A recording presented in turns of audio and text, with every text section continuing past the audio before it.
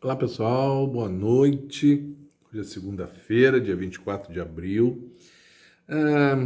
Falar um pouquinho só do final da semana que passou. A última crise criada pela mídia oficial, que parece não ter nada para fazer, com tanta coisa importante acontecendo no país, né? Vamos ver algumas coisinhas daqui a pouco, foi a compra da gravata do Lula pela Janja.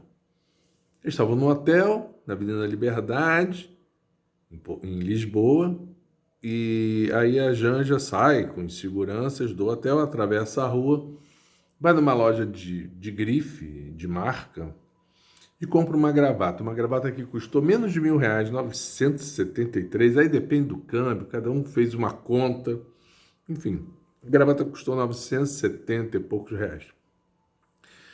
Eu lembro que quando eu trabalhava de gravata, e olha, isso já vai tempo, eu chegava a pagar R$ 200 numa gravata, ou seja, não é nada demais. Ninguém está falando de uma gravata que custou 30 mil, 40 mil. Está falando de uma gravata normal, de ótima qualidade. O cara é o presidente da República, não vai comprar gravata no camelô, coisa que eu também fiz. Em algumas vezes eu comprei umas gravatinhas bem vagabundas, umas até quando eu não sabia dar nó, comprava umas até com nó já feito, com um elástico. Aqui tinha um elástico que ficava por baixo do colarinho, uma coisa horrorosa. Mas assim, o cara é o presidente da República do Brasil, né? Então, assim. E aí a mídia balançou. E aí a mídia fica dando, gastando tempo, literalmente falta do que fazer e vontade de achar qualquer pestana que caia, qualquer cisco que caia para fazer um grande escândalo e tal. Teve muita reação, teve muito meme com isso. Um dos melhores eu até divulguei. Um dos melhores é a gravata do Lula e o colar de diamantes lá é a gravata do Bolsonaro. Enfim, muito meme e tal. E hoje, detalhe, a Janja comprou com o dinheiro dela. Segundo todas as informações, não foi cartão corporativo, não foi nada. Foi ela com um cartãozinho dela, pessoal, que comprou a gravata. Quem deu uma ótima resposta hoje foi o Chico Buarque, lá na entrega do Prêmio Camões para ele, que ele ganhou lá em 2019. Vamos falar já já aqui disso. Ele, no discurso dele, ele vai falando, né, que fulano que está aqui, foi citando uma meia dúzia de pessoas lá que estavam lá presentes na solenidade, e aí ele fala da Carol Prone, que é a mulher dele, Carol Proner, que é a mulher dele, e aí ele diz assim, e hoje a minha mulher e tal, não sei o que lá, que saiu do hotel, atravessou a avenida e foi comprar uma gravata para mim, e ele estava de gravata, ele que odeia usar gravata, usa só em raríssimas exceções, estava com a gravata, muito provavelmente apenas para fazer essa provocação, como sempre inteligente, de Chico Buarque. Falando nele, falando no prêmio, só lembrando, em 2019, ele foi agraciado com esse prêmio, que é um prêmio que a cada ano ele alterna. Ele premia um brasileiro, premia um português, premia um... Não, minto, até mais do que isso. Não, falei bobagem. Ele alterna, mas ele premia escritores, compositores de países de língua portuguesa. Então, podem ser até de Moçambique, de Angola, enfim. E depois, ele ganhou em 2019. O Bolsonaro teria que assinar, tem tipo um diploma grandão, e o presidente da República do Brasil, já que ele é brasileiro, tem que assinar. E o Bolsonaro se recusou a assinar. O Chico Buarque, na época, já tinha falado, eu acho até bom receber um prêmio. O prêmio ele vai receber, tem um dinheiro para receber, 100 mil euros ou 100 mil reais, francamente não lembro agora. E 100 mil euros, 600 mil reais. E o prêmio ele ia receber o dinheiro e apenas não ia ter essa solenidade, reverência ao talento incomparável de Chico Buarque de Holanda. E aí, o que acontece? O Lula, na prisão, escreveu uma cartinha para o Chico Buarque falando, dando os parabéns a ele, dizendo que não, isso foi a primeira vez, ele só dando os parabéns ao Chico Buarque, dizendo que gostaria de revê-lo em breve. E depois, mais para frente, ele mandou outra carta dizendo que ele ia voltar a ser presidente do Brasil e que ele assinaria o prêmio, e realmente assinou. E foi hoje a entrega, com solenidade, lá no Palácio de Queluz, em Portugal, próximo a Lisboa. E é muito interessante que no discurso, o Chico Buarque, sempre muito irônico, muito inteligente e irascível, né? Assim, um cara que pega firme com toda a elegância. E ele disse, aspas, conforta-me lembrar que o ex-presidente teve a rara fineza de não sujar o diploma do meu Prêmio Camões, deixando seu espaço em branco para a assinatura do nosso presidente Lula. É espetacular. O trecho que ele fala que Bolsonaro teve a rara fineza é espetacular. Depois, lembrando, importante, lembrando que depois de 6 anos, Brasil e Portugal voltam a fazer a cimeira. Cimeira vem de cimo, vem de cume, né? Então, cimeira é a reunião da alta cúpula do governo português com o governo brasileiro. Isso ocorria todos os anos. O Lula diz que vai voltar a ocorrer todos os anos daqui para frente. E não ocorreu por 6 anos por decisão do Brasil. E olha, aí a gente pensa logo no Bolsonaro, mas o Bolsonaro só ficou 4. É que 2 foram do Temer. O Temer também não fez a cimeira com Portugal por decisão do Temer. Só para a gente lembrar, porque a gente também... Bolsonaro, todo mundo sabe a desgraça que foi, o desastre, o fundo do poço, talvez mais do que o fundo do poço, mas Temer, eu já falei aqui diversas vezes, atitudes do Temer bem questionáveis.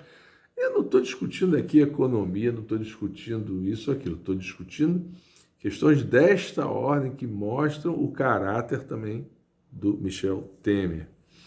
E o Zema, gente, o Zema, governador de Minas Gerais, comemorando o dia de Tiradentes, deu uma medalha Tiradentes para o Moro. E aí lá na discurseira lá da solenidade, ele disse que a Inconfidência Mineira foi um golpe contra Portugal e que os inconfidentes, dentre eles Tiradentes, eram criminosos. A repercussão foi péssima. Ele chegou a mudar alguma coisa depois, porque isso, inclusive, além dele falar, isso depois saiu impresso lá, como retratando o que ele falou, né? E aí depois mudaram, dizendo que a Inconfidência foi um ato contra Portugal, tirou o golpe, botou ato, mas chamou os Inconfidentes de criminosos e que era um golpe contra Portugal. Ele realmente é um cara colonizado, né? Colonizado. Porque se o cara não entende a luta de colonizados contra o colonizador, que faz a história de boa parte do mundo, da África, da América Latina toda, o cara não consegue entender isso, realmente não é só uma ignorância, uma falta de cultura, não. É mentalidade de colonizado, que aí vai lá, puxa o saco dos Estados Unidos, puxa o saco dos europeus, é isso. Falando em norte-americanos e europeus, o Biden e o Macron disseram esse fim de semana que a China precisa entrar na mediação da guerra porque ela tem toda a capacidade para ajudar no fim da guerra. É mesmo? Quem foi o cara que falou isso primeiro, nos últimos tempos para cá? A resposta É essa mesmo, Luiz Inácio Lula da Silva. Lula foi o primeiro cara a falar, inclusive quando ele se coloca, quando o Brasil se coloca na gestão dele, com um possível mediador, o que ele fala é exatamente isso: países que não estão direto ou indiretamente envolvidos na guerra. E aí ele cita a China, a Índia, ele cita, e outros países ali da Ásia, ele cita exatamente isso. Vamos montar o que eles chamam de Clube da Paz. Eu acho até ruim esse nome, sinceramente, isso parece aqueles clubezinhos de bairro, né? Apesar da paz. Eu acho o nome ruim, sinceramente eu acho ruim. Mas a ideia de fazer um grupo de países não diretamente e indiretamente envolvidos na guerra, para tentar pedir, exigir um cessar-fogo imediato de ambos os lados, óbvio. E depois trabalhar na formulação de um acordo por escrito com condições para ambos os lados é o que o Lula propôs desde antes da posse dele, antes até, acho que até na campanha eleitoral ele já falava nisso. Depois sempre falou depois de eleito. Pois é isso. Um dia vão chegar à conclusão de que o Lula, se chegar a esse momento, que é difícil, de paz, né, numa guerra tão complicada, mas se chegar nisso, um dia vão dar os méritos merecidos de Lula. Segundo o Metrópolis, que é um portal de Brasília, portal de notícias de Brasília, o resultado daquela votação que teve no STF para definir se aqueles 100 indiciados iniciais virariam réus ou não. Eu falei aqui quinta-feira que estava 8-0, faltando só o André Mendonça e o Cássio Nunes Marques. Eu não vi isso em lugar nenhum, mas no Metrópolis diz que foi 10-0, que eles votaram a favor de tornar os caras réus. Amanhã começa essa mesma votação para definir mais 200, se mais 200 virarão réus ou não. Eu, francamente, não vi esse resultado em nenhum outro lugar, mas também a imprensa, vocês sabem como é que é, né? Ela começa, aí tá 8-0 e tal, não precisa mais saber quem é que vai votar, quem não vai. Aí eu me interesso muito para saber como é que esses caras votaram. Parece que foi 10-0.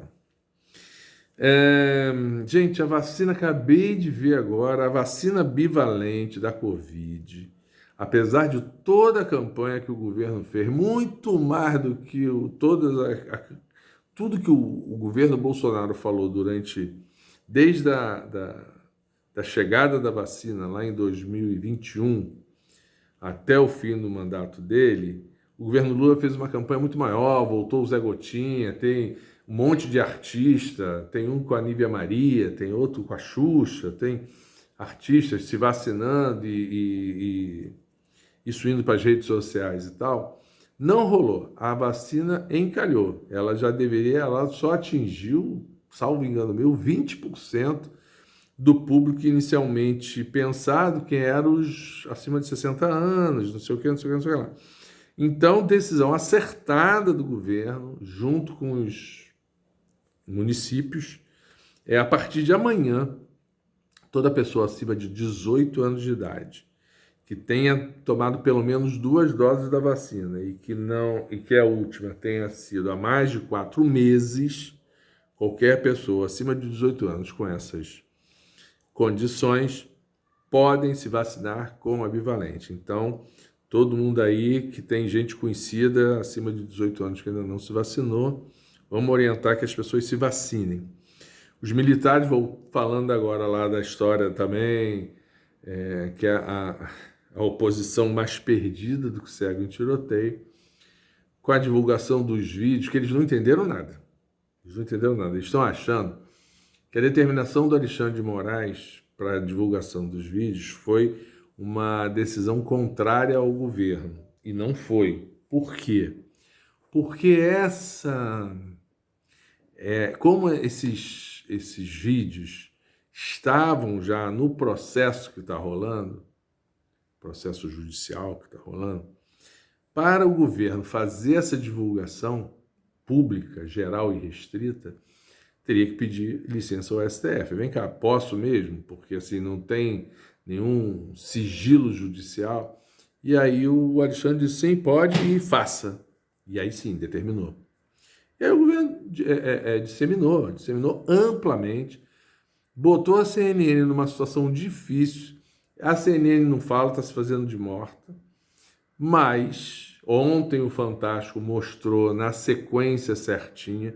Hoje nas redes sociais as redes foram inundadas com gente dizendo, olha, até o Fantástico fez uma matéria jornalística decente, mostrando tudo na ordem cronológica correta, e a CNN alterou a ordem e ao alterar a ordem, que eu já expliquei aqui, ela botou momentos posteriores na frente, momentos anteriores depois, dá a impressão de que o general G. Dias, que eu já falei aqui, que pecou por uma certa omissão e muita ingenuidade, e aí não pode, quem é comandante de um negócio daquele não pode ser ingênuo. Então, eu acho que realmente não tem que ficar no governo, mas assim, aquelas cenas que no que a gente vê na CNN, parece que ele está no meio de vários vândalos sem fazer nada, essas cenas não ocorreram. Quando você vê a linha do tempo sem interrupção e sem corte temporal, essas cenas não ocorreram. Ele não esteve em nenhum momento no meio de uma balbúrdia de gente lá olhando sem fazer nada. Não, isso não aconteceu, segundo tudo que se tem até agora, a não ser que surja alguma coisa nova. Mas, aí, cara, todo mundo viu, eu vi ao vivo, provavelmente muita gente viu também. 9h30 da noite, o Lula chega de Araraquara, que ele estava lá em Araraquara, vendo o problema de chuvas que tinham derrubado umas casas, não sei o quê. E ele vai no palácio, ele entra no palácio. Aí os caras bolsonaristas pegam essas cenas, que também foram divulgadas agora, do Lula lá, tiram o relógio, mostrando que eram já 9h30 da noite, e dizem que o Lula estava dentro do palácio durante a invasão, durante a confusão toda. E assim, é facilmente demonstrável. O problema é que eles espalham isso nas redes sociais deles. E aí tem um monte de gente da turma deles lá, também um monte de gente assim, né? Com todo respeito, tudo burrinho pra caramba. Mas enfim, as pessoas acreditam. Mas o fato é que agora se sabe. Porque também eu falei aqui, a CNN borrou a cara de todos os militares que estavam lá pelo GSI e só deixou a cara do G. Dias para incriminar o G. Dias. Isso é claro. Não tem como a CNN dizer que não é isso. Por que ela deixou só um rosto descoberto e não os outros? Agora está tudo descoberto, e aí, dos 9 militares do GSI que lá estavam, além do G. Dias, 7 participaram ativamente da segurança pessoal do Bolsonaro ao longo de... Um viajou com ele não sei para onde, outro viajou não sei para onde, participaram das motocicletas, participaram daqueles atos antidemocráticos, ou seja, bolsonaristas, vários têm fotos com ele. O jornalista da CNN que fez a matéria tem foto com o Bolsonaro, abraçadinho, foi com o Bolsonaro, não sei se foi com o Bolsonaro, mas quando o Bolsonaro foi para os Estados Unidos, esteve lá, depois veio, continuou trabalhando. Quando o Bolsonaro foi sair de lá, ele foi para lá também para acompanhar a saída do Bolsonaro de lá. Ou seja, não é imparcial, e isso pegou super mal. Tem a história da CPMI, que aí o governo disse, não, agora quem quer é a gente. O governo não quer a gente, não quis. Eu acho até que errou, mas não quis, porque efetivamente, por exemplo, hoje já estão dizendo que a discussão do arcabouço fiscal, que isso tudo vai ficar comprometido. Quarta-feira agora, ia votar um projeto de lei para coibir as fake news nas redes sociais, imputando inclusive sanções às redes sociais que descumprirem regras.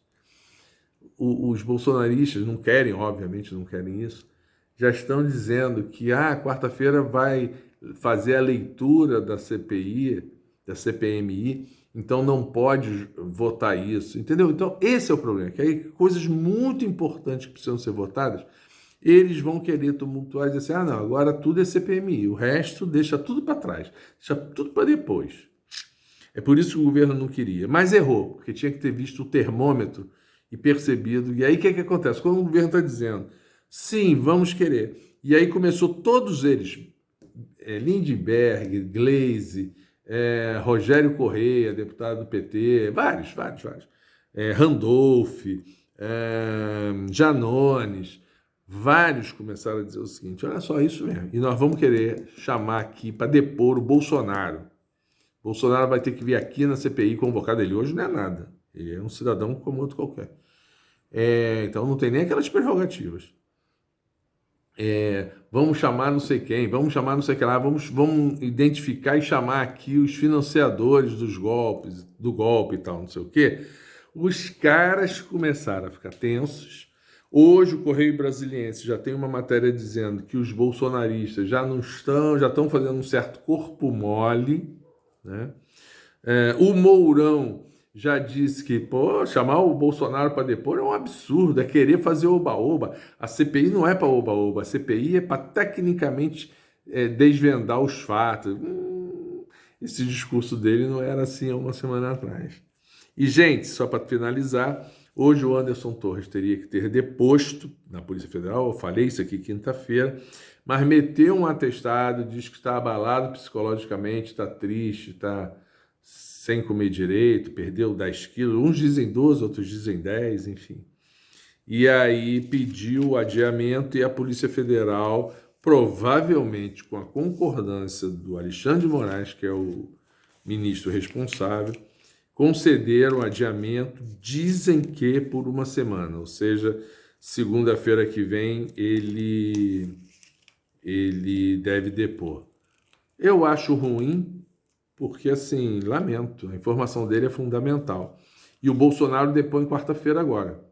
Então era fundamental o Anderson Torres falar alguma coisa hoje e depois comparar com o que o Bolsonaro vai falar. Eu acho que acabam dando uma certa moleza.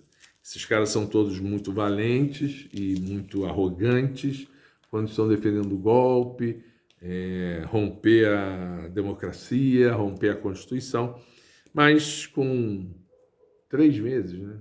100 dias, 3 meses de prisão já estão pedindo pinico.